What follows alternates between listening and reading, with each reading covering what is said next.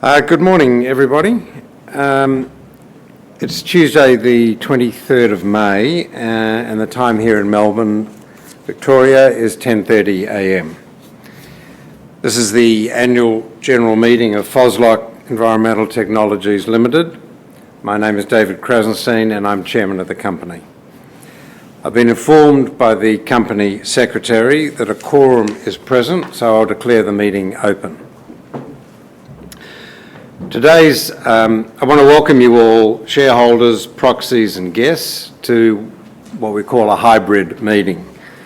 I'll explain in detail how the meeting is to be conducted, how to vote, how to ask questions, and how to re-establish communication if you drop out online. Today's hybrid meeting is both online via the Computershare meeting platform and also allows in-person attendance here at the meeting venue. For those of you attending at the meeting online, you are all watching a live webcast, and shareholders and proxies will be able to ask questions and submit votes. I will start the meeting by firstly introducing my fellow directors and the company's management, and then I'll run through some housekeeping matters, including procedures for voting and for questions, and run through the order of proceedings. My fellow directors and senior management. To my left, Lachie McKinnon, closest to me. Lachie, as you know, is our Managing Director and our CEO. Sitting next to Lachie is Brenda Shanahan, as a Non-Executive Director. Sitting to her left is Bob Prosser, a Non-Executive Director and Chair of our Audit and Risk Committee. And next to Bob is Matt Parker, our CFO and Company Secretary. Our other director, Barry Sekos, unfortunately contracted COVID, so he's stuck in Sydney, but is joining us online. And thank you, Barry. I'm sure probably not feeling top of the world, but thank you for joining us. We're also joined today by a number of other members of the PET senior management team, representatives from our legal advisors, and online by Hayley Underwood, our Shinewing audit partner. As you'll know from the materials we've circulated, there are 4 items on the agenda today, of which 2 require a shareholder vote. The 4 business items are firstly consideration of our 2022 annual report of the company. Secondly, a resolution for voting, which is an adoption of the company's remuneration report. Item 3, also for voting, is a resolution for the re-election of Mr. Barry Sekos as Director of the company, and 4, any other business, should there be any. I'll now explain the procedure for voting at the meeting, which isn't very exciting, but we need to do it as housekeeping for the meeting. Because of the hybrid format, voting by necessity differs somewhat from in-person meetings. Voting will be conducted by way of a poll on each of the 2 items of business requiring a vote. If you're in the room today, you will have received a blue polling card when you registered, along with the instructions of how to vote. Those cards will be collected towards the end of the meeting. For those of you who are attending virtually and have not yet voted, you will need your SRN or HIN and postcode in order to vote electronically. Of course, if you've already voted, you don't need to vote again unless you change your mind during the meeting. If you're attending virtually and eligible to vote, a polling icon should appear on your screen. Selecting this icon will bring up the list of resolutions and present you with voting options. To cast your vote, simply select one of the options. There's no need to hit a submit or enter button, as the vote is automatically recorded. You do, however, have the ability to change your vote if you wish. Voting is now open and the polling icon will appear. You can vote at any time until I give you 5 minutes notice towards the end of the meeting that voting is about to close. Polling cards will also be collected from those who are attending the meeting in person. Voting opened on Friday the 21st of April 2023.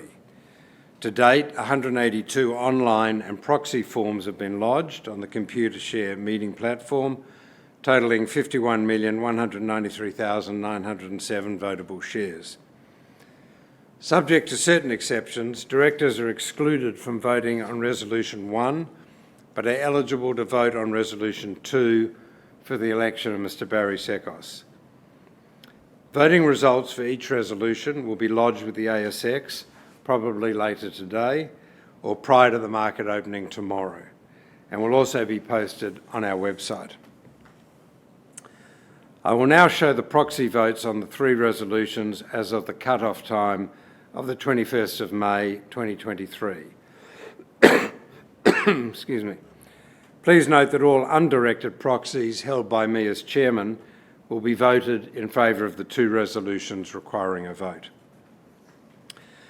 As previously mentioned, today's hybrid meeting is being held online via the Computershare meeting platform and in person. This allows shareholders, proxies and guests to attend the meeting in person or virtually. All attendees can watch a live webcast of the meeting. In addition, shareholders and proxies have the ability to ask questions and submit votes. Online attendees can submit questions at any time. To ask a question, select the Q&A icon. Type your question into the text box, and once you've finished typing, please hit the send button. Please note that while you can submit questions from now on, I will not address them until the relevant time in the meeting. Please also note that your questions may be moderated, or if we receive multiple questions on the same topic, they may be amalgamated. To ask a verbal question, please follow the instructions written below the broadcast window. For those of you here in the room, we have two roving microphones for you to ask questions, and I'll advise when we are taking questions from the floor at various times during the meeting. Because of the substantial amount of information we're presenting and the virtual hybrid format, there's a possibility we may run out of time to answer all of the questions. Should this happen, they will be answered after the meeting ends via a posting on our website.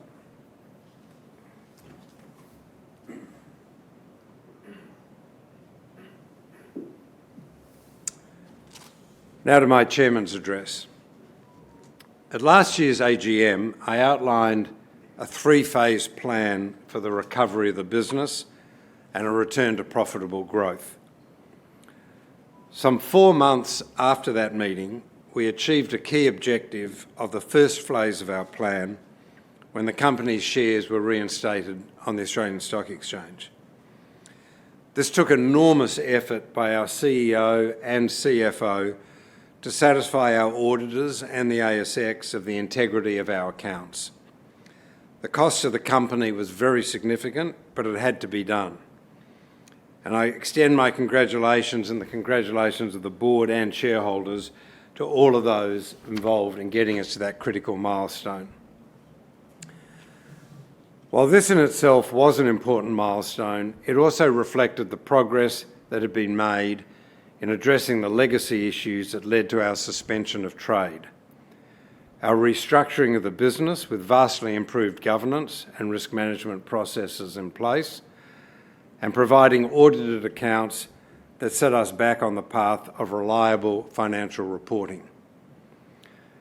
The company continues to cooperate with regulatory bodies and respond fully to ongoing requests for information and documentation about the conduct and dealings of certain former company personnel. Unfortunately, it's not possible to gain any useful insight into how long these investigations will take to conclude or what actions may result and against whom.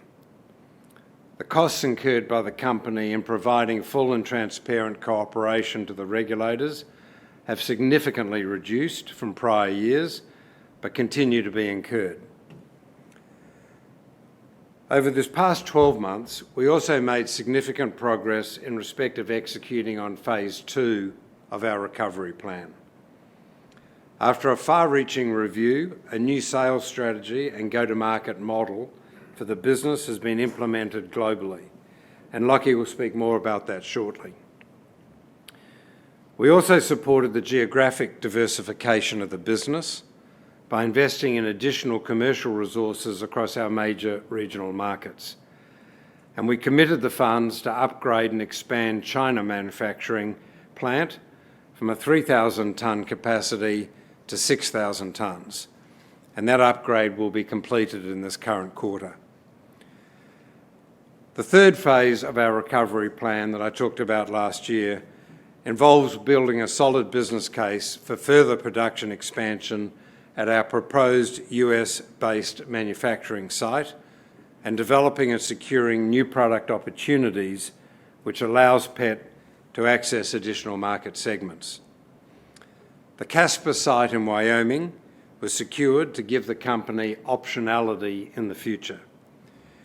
Producing product in the United States will avoid import duties on Chinese-made products imposed by the United States and provide greater flexibility and efficiencies in servicing Europe and South America.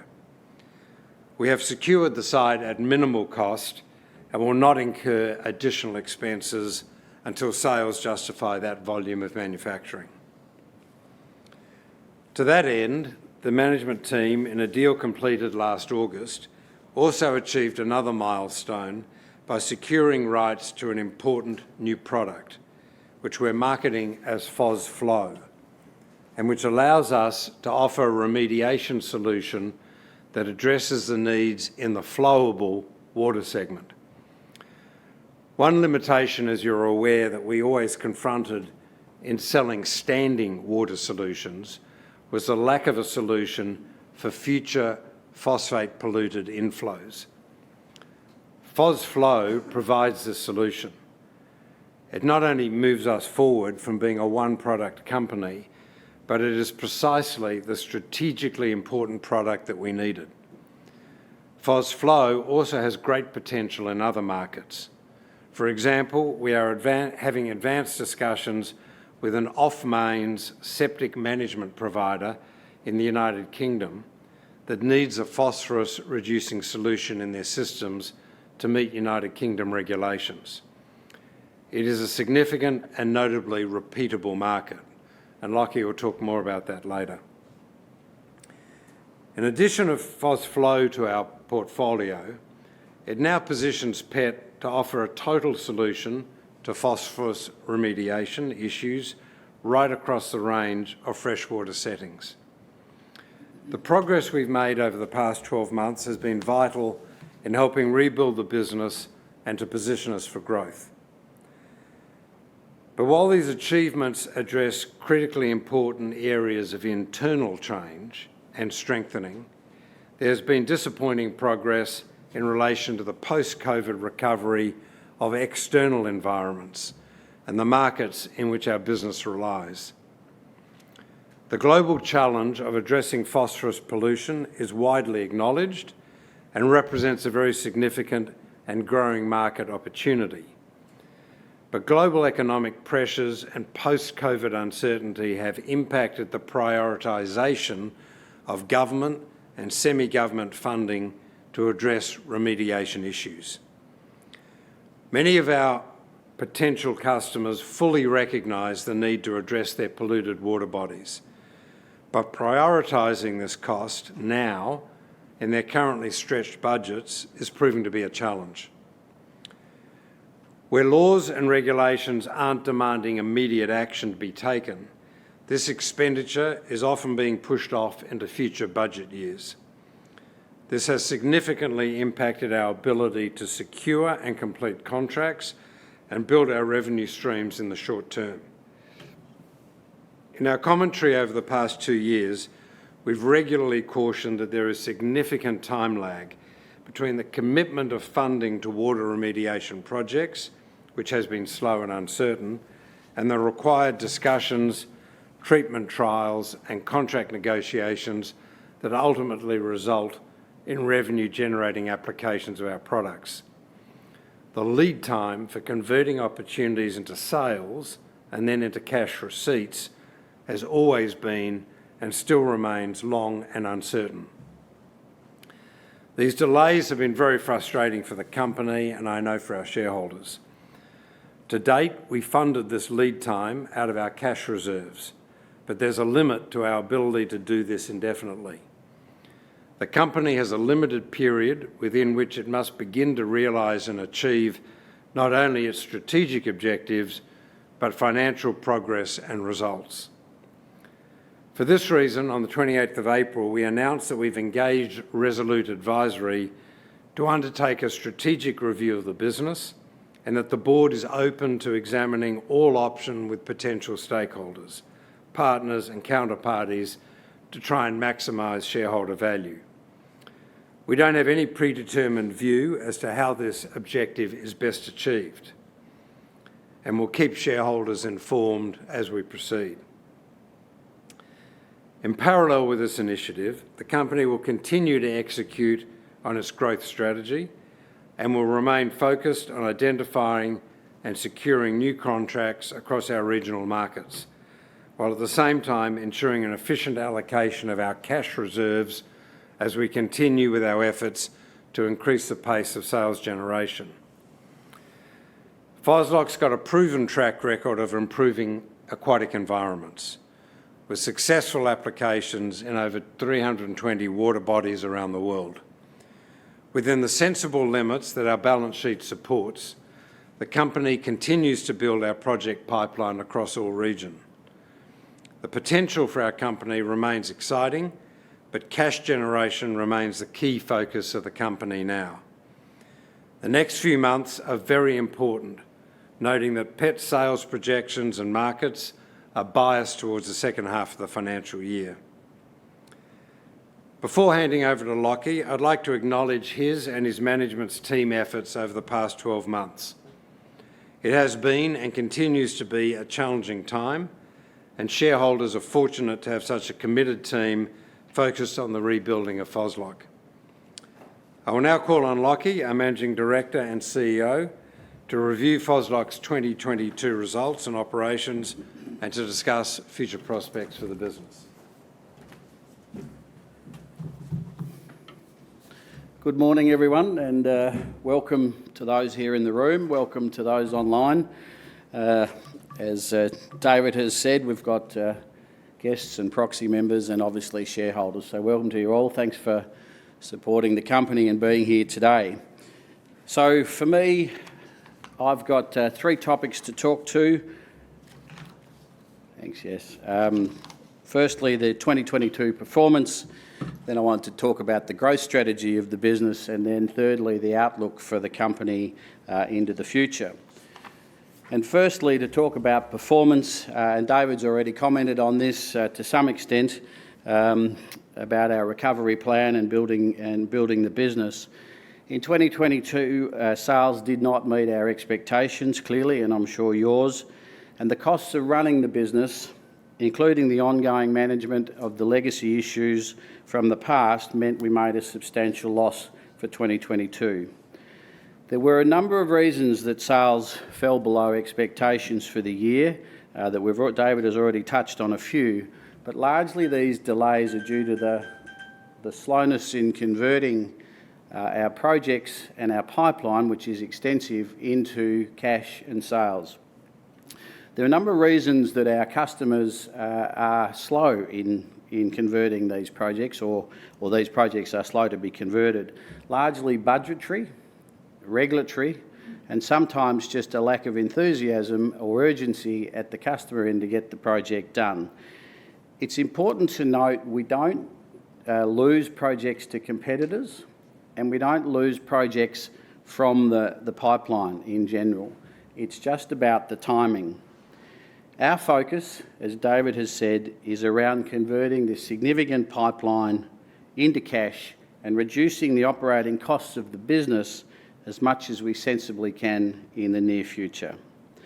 We also remain committed to the strategy of diversification, which is around portfolio diversification and market segmentation, which I'll touch on now. So we are diversifying both the product and the segments in which we operate in.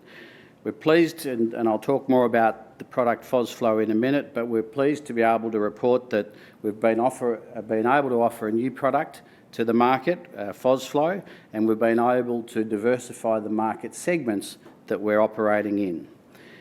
We're pleased to acknowledge that Phosflow and Phoslock are now represented in all the key markets that we operate in.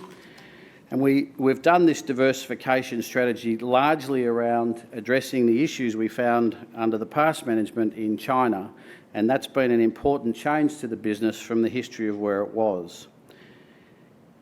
As the Chairman noted, we've also implemented a new distribution-led go-to-market strategy, and this model enables us to expand the footprint of the business and enable our direct sales team to concentrate more on the larger projects on offer in these regions as well. This distribution model relies on our distributors to be specifically focused on expanding PET's addressable market and on smaller, more repeatable projects in each of the regions. The projects include smaller drinking catchment reservoirs, private waterways, water treatment plants, sewerage treatment plants, as David mentioned, mining operations and wastewater treatment plants. As I said, it allows our direct sales team to concentrate on some of the larger lakes, and you can see the model there on the slide. It's reasonably simplistic. Two channels for the go-to-market. One is direct, which is our larger lake approaches from typically our own sales team, and secondly via the distribution channel, often through applicators into these markets, and then on to the private waterways, the smaller waterways that I talked about. It's important to note also that these are repeatable, reliable business opportunities that the distribution brings to us. And of course, the footprint of the distribution is significant in their particular markets. So to that end, you can see we've expanded and have quite an expansive position now across the world with this distribution network. In the US, multiple agreements have been signed with distributors. Typically, these distributors in the US are involved in water product applications of various natures, and they're all over the US, which is what we required from a footprint point of view. In South America, you know of Hydroscience. We've talked about Hydroscience in Brazil for many years. They continue to perform exceptionally well for us as the licensee of our product in that part of the world. And also in South America, we've recently appointed Frescos Frutales, which is in Uruguay. And I'm actually pleased to say that last week we received the first project commitment from them for a lake called Escondido. I'm trying to put the accent on that as well, which will be an exciting start for that business, despite Uruguay being in significant droughts as we speak. But we do expect those particular markets in South America to develop as well. In Europe, the network of distributors is quite large, with Aquatic Solutions and also SSI. SSI Services, just as an example of these types of distributors, is part of South Staffordshire, which is one of the UK's largest water utilities. So you can imagine the footprint that these guys give us is quite significant. We've signed new distribution agreements in Germany, in the Netherlands and in Belgium, and soon to be in Spain. In China, we have identified 5 key regions that we wish to appoint distributors in, and we're currently under negotiations in 2 of those as we speak. In Australia and New Zealand, also we have distributors, 2 in New Zealand and 1 here in Australia. Thank you. So I'd now just like to highlight some of the applications that were completed in 2022. We have a video, but we might play that at the end if you wouldn't mind. Yes. So in 2022, there were somewhere over 20 projects completed. Clearly, they weren't large projects, otherwise the sales we did in 2022 would have been larger. But you can see through all of the states of the US, we're represented by these distributors that we've appointed, particularly the Great Lakes, which is a very important region, as is Florida and some of the northwest coast. So that's very important, and we did a number of treatments throughout a lot of states in the US. In Europe, 2 projects in the Netherlands connected to the Keringsleplas system, which we treated in 2021. So their results from the Keringsleplas treatment was very, very good, and so they've continued on now with these lakes that are attached, which is obviously a great vote of confidence for the product in the Netherlands. We did a project up in Glasgow, or near Glasgow, at Heritage Lock. We did 1 in Belgium, 1 in Poland and 4 in Germany. And it's interesting to note here that sometimes our customers don't like their lakes to be named for whatever reasons they might have. So we have to disclose them like this, and or just in general country names. In South America, as I touched on, Hydroscience continue to do their ongoing treatments of Pampulha, Rio de Janeiro, Embasa and Iones, which are all ongoing treatments and continue to perform very well. And there were some short, smaller treatments in China listed there. And in Australia and New Zealand, we had a smaller project, but a very important project in New Zealand at the Chelsea Ponds, which is a sugar factory that is on the video, so I'll show that in a second, which was very important because New Zealand has been somewhat hesitant on the technology, so getting this treatment into the City of Auckland, the largest council in New Zealand, was very important. The results were fantastic. Chelsea Ponds is actually a sugar refining ponds that they use to settle the water before they released it to Auckland Harbour. And that was a fantastic application and project. And then, as luck would have it, the floods hit Auckland and sort of made the project a bit more challenging. So we're working on that, but nevertheless, it was a very, very important project for us. We treated the Narrows in Perth, which is an ongoing treatment we do annually. Our first foray into the mining industry, for wastewater for the mining industry, into the Northern Territory, and another regional treatment in Western Australia. Thanks, yeah. We might have the video if that works. Thank you.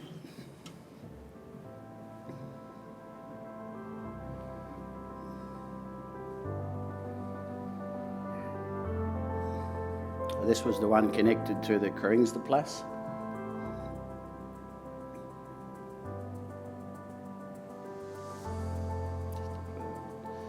This is the Chelsea Ponds treatment. You can see the orange building is actually the sugar refining station.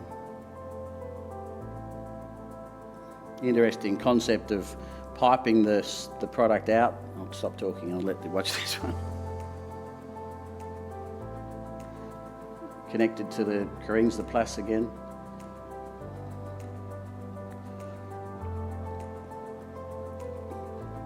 I guess it highlights some of the different application methods that we can use.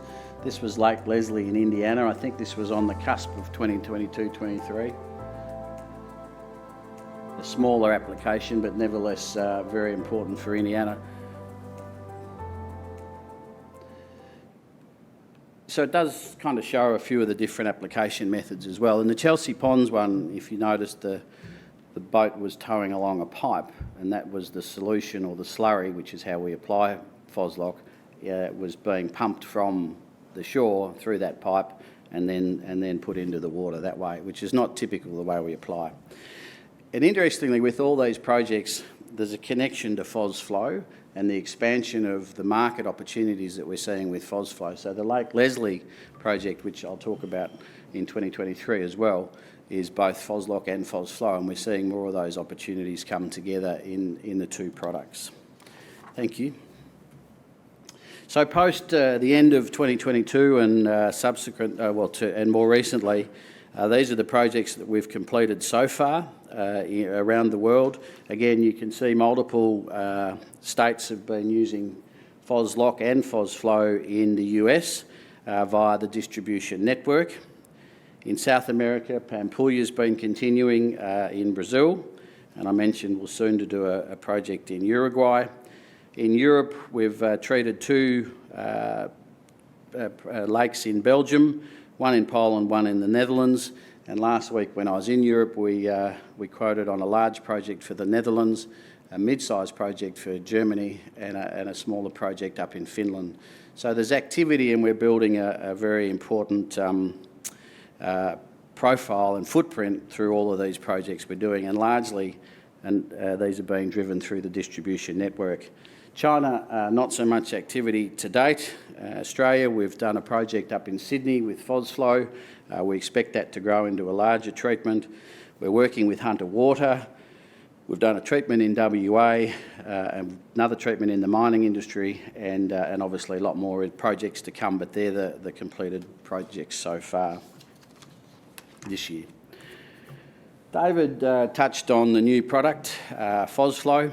I think important to just spend a little time on this. It really is a key milestone for the business. It was totally part of our strategic direction to address the flowing water situation and the fact that PET only had one product, which was Phoslock, which is, as you know, a still water or a standing water application. So very important to address that flowing water.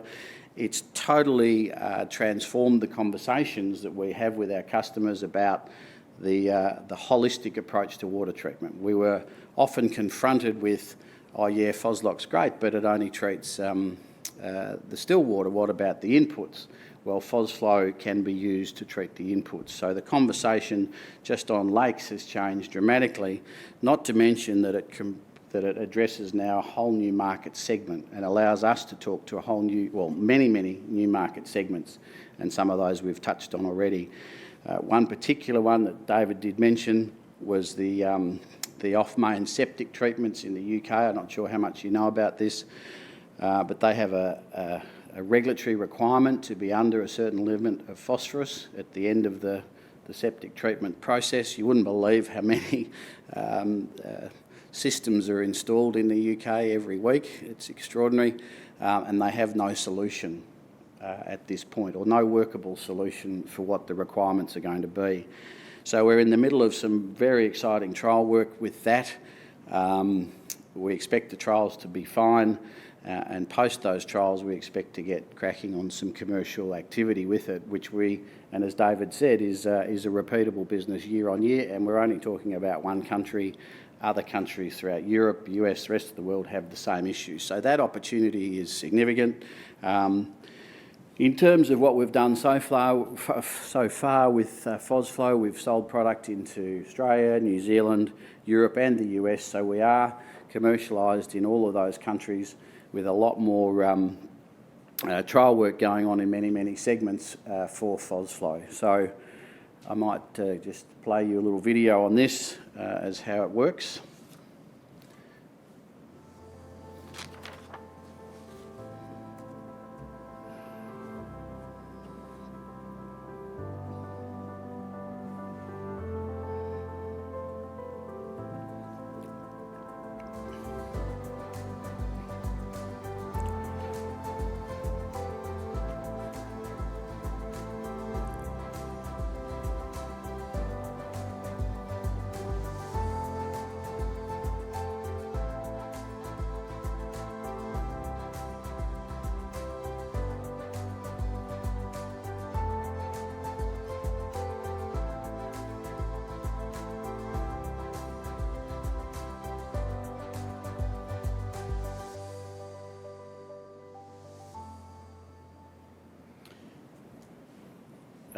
There's a couple of distinctions between Phoslock and Phosflow you should be aware of.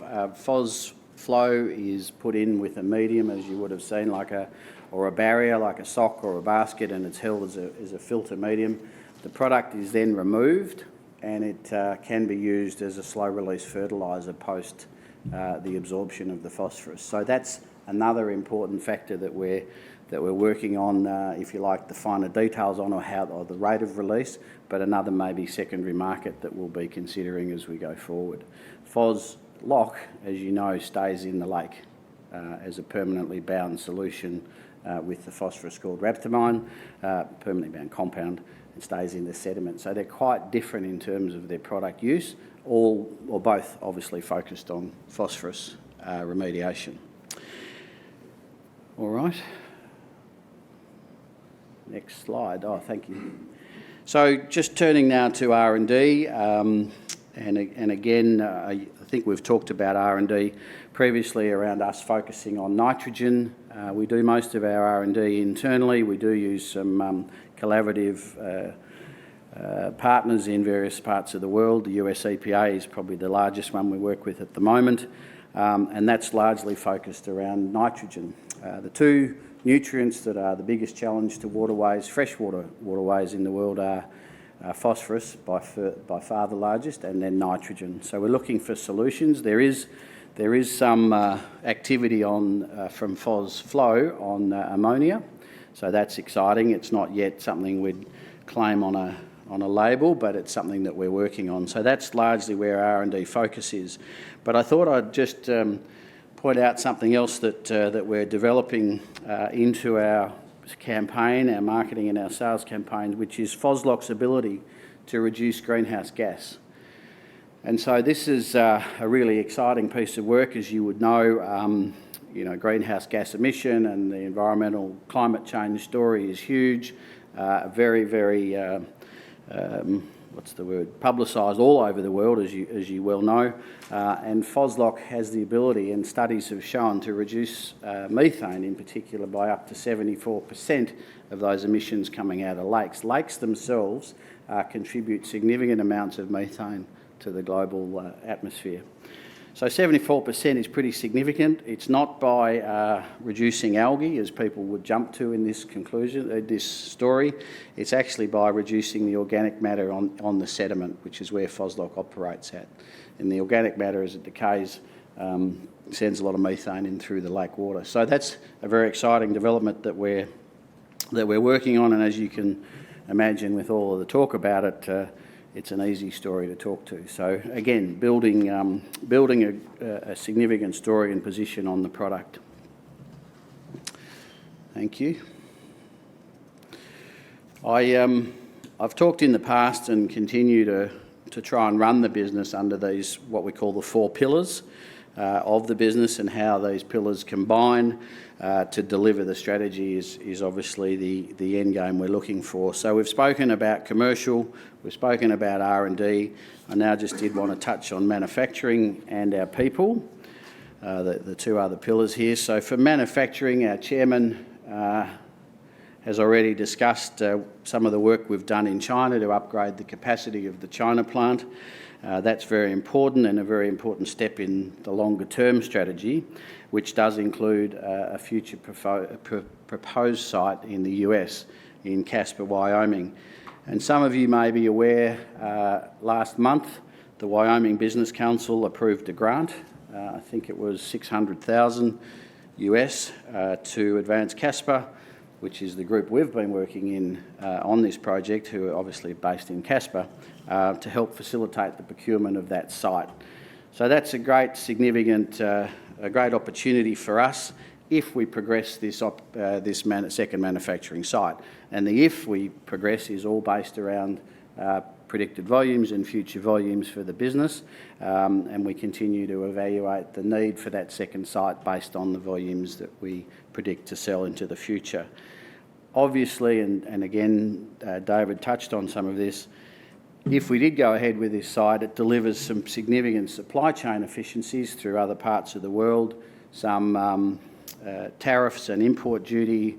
The import duties and tariffs currently from China into the US on Phoslock are 25%. So it's quite a significant burden for product coming into the US currently. So that's a significant savings around a plant, if we did a plant like this in the US. But of course, it also improves production efficiencies for us as well. Just talking now about our people, and again, the Chair mentioned we have strengthened our commercial operations in the past year with 2 appointments, one in the US and one in Europe. I think this is the right team now and the right balance of the team for our future growth plans. We are able to adequately show the benefits of the products around the world now using this this team, but we do obviously need to balance this according to the business where it's at, but not only where it's at, but where the future of the business can be. So we are targeting Europe and the US, as you well know, and that's the right balance and people involved in the business. All of these guys are involved in water and the water industries, and that's obviously very important for what we focus on. And we try to promote the culture of the business under what we have. The banner here is the 3 C's, which is care, collaborate, and be courageous. And that's the sort of message and the message we're sending through to the team all around the world as we try to grow the business. I wanted to just now start to talk a bit more about the future, and I wanted to explain and talk a little more about what we call the project summary. This is on the website, not presented in this manner, but these projects are all listed on the website. We do update them monthly. I need to reiterate that these are working projects. We give no guarantees whether these will happen or won't happen, but they're projects we're working on, and it gives you an idea of the pipeline and the activity of the business. But we shouldn't formulate forecasts or financial projections from them. We use them to guide what the business is looking at. So, firstly, to Phoslock, we have some 80 projects in the pipeline around the world. You can see the geographic split. A large amount of those in Europe, in North America, in Oceania. I'm not sure whether the colours are showing. Anyway, large amounts in North America and Europe. And you can see 7. We also provide on the website an update of where the projects is at, or where the projects are at, and what the size of the project is. We can only give guidelines of size, as you can imagine. Sometimes projects start as small and end up bigger, and sometimes vice versa. But at the moment, of those 80, 7 are very large, which I think by definition we're calling over 2,000 tonnes of Phoslock. 21 are large, so from 500 to 2,000. I'm looking at Gary to make sure my numbers are right. And then 27 small and 25 medium. So that just gives you a bit more colour around it. We update where the projects are at.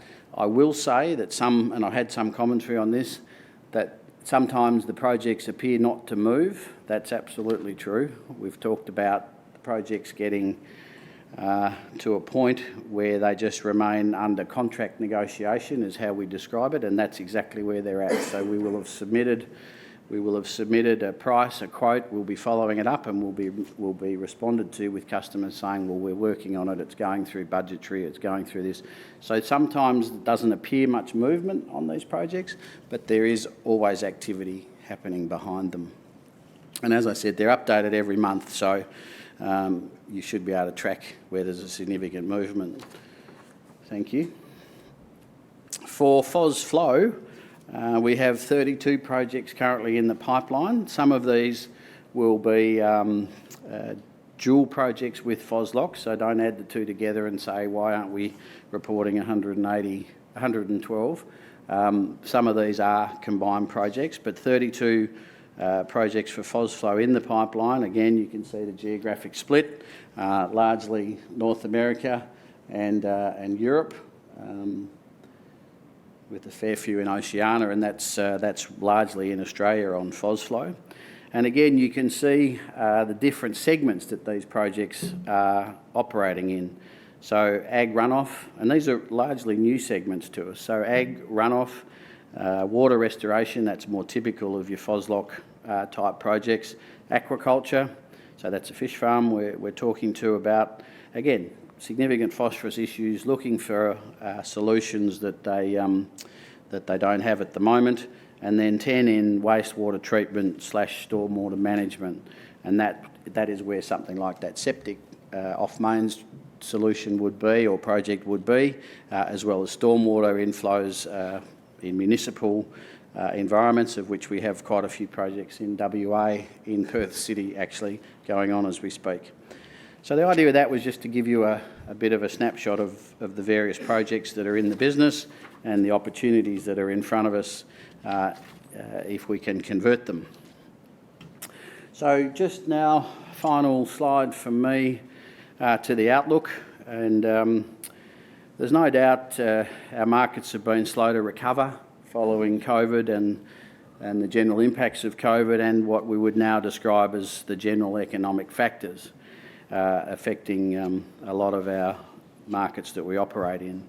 We do, however, see greater regulatory and community attention coming into this into our markets, and particularly into water, not at a speed that we'd like. There's water directive frameworks, there's various regulatory frameworks that are in place. They do need to be enforced, in our opinion, to drive some of the activity faster, but certainly remediation demand is increasing. And given the performance of our technology, our global footprint, we are well capitalised we will be well placed to capitalise on what we believe will be an upturn in this activity in the coming years. We do note, as David has previously mentioned, however, that in the short term, the conversion of these opportunities into cash is critical to the business.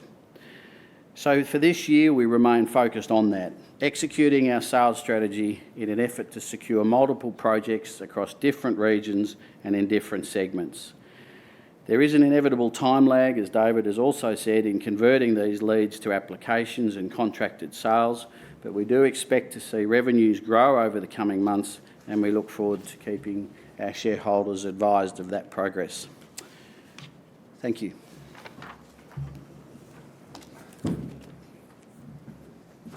Thank you, Lockie. Just to repeat on each item of business, there'll be time for questions specific to that agenda item before voting, and then general questions at the end of the formal resolutions. So, starting off with our ordinary business, which is financial and other reports. This is our annual report, which I now table the 2022 annual report to consider the company's financial report, director's report and auditor's report for the year ended 31 December 2022. We don't have a shareholder vote on this item. The report's just tabled, but I would welcome any questions or comments on the annual report, and if you'd like to do so, please go ahead now.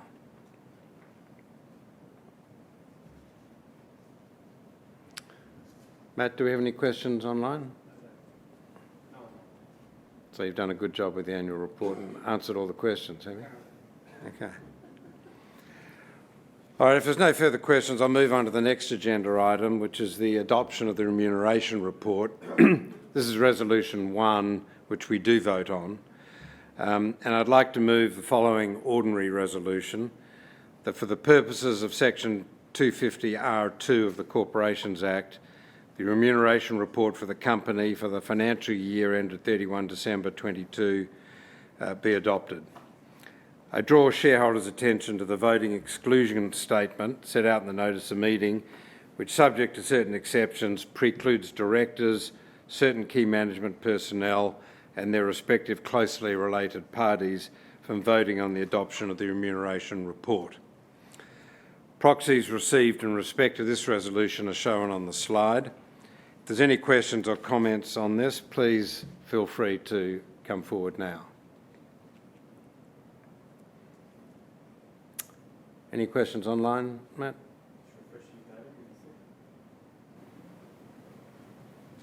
None online. No? Well, if there are no further questions, I'll move to the next agenda item, which is re-election of Mr. Barry Sekos as Director of the company. Poor old Barry's got COVID and he's joined us online from Sydney, but for obvious reasons wasn't able to get on a plane. I'd like to move the following ordinary resolution, that Mr. Barry Sekos, who retires in accordance with the constitution of the company and being eligible for re-election, is now elected and confirmed in office as a Director of the company. Proxy votes received in respect of this resolution are shown in the slide. Are there any questions or comments?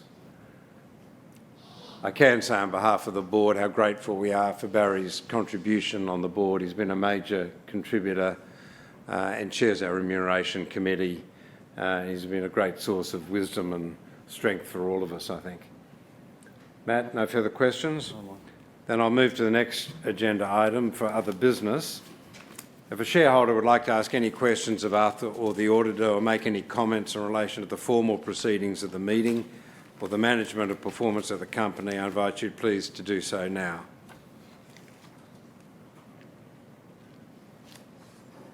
Matt, do we have any online questions? online. Thank you.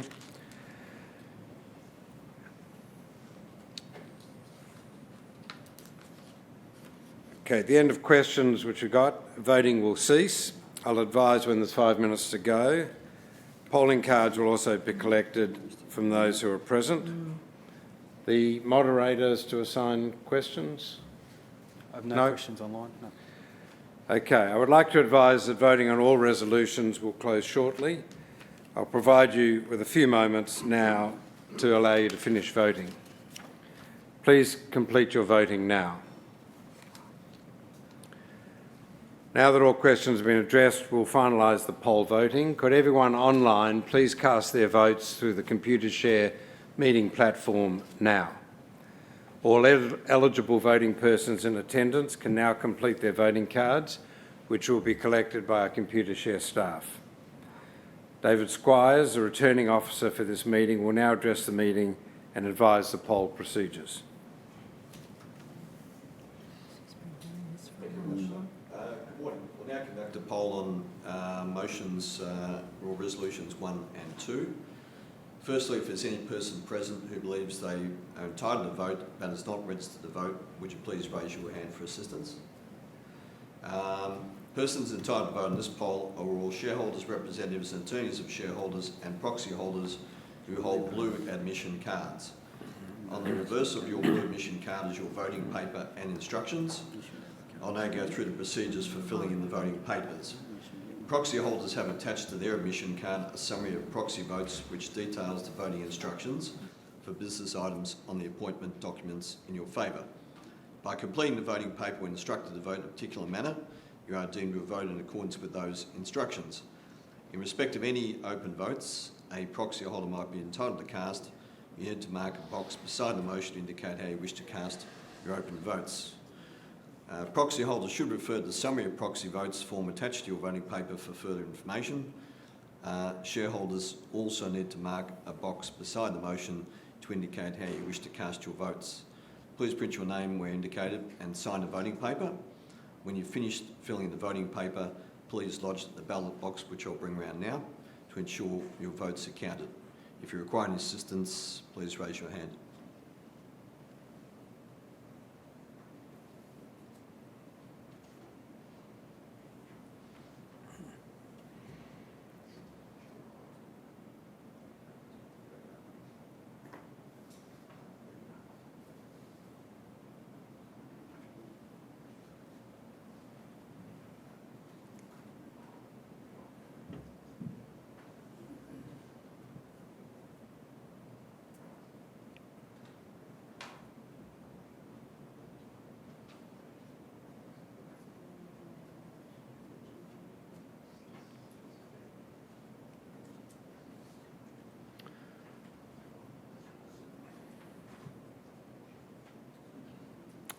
Thanks, David.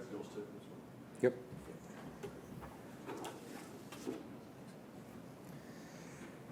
Has everyone now completed their poll cards, or does anyone need any more time? If so, then I declare the poll voting is now closed, and the results will be lodged with the ASX as soon as they're tallied up. Having no notice of any other business, let me take this as a final opportunity to thank everybody, particularly management, for their tireless efforts in pushing the company globally and going through the monumental effort of running around the world and finding clients and convincing them of our fabulous product and then trying to get contracts signed and converting them into cash. They've put an enormous effort in, and the board is deeply grateful for all their efforts. And thank you, shareholders, for your attendance and participation today. The board and management will be here for a little while, so if there's anything that occurs to you and you want to grab us after the meeting, please feel free to do so. I now declare the meeting closed.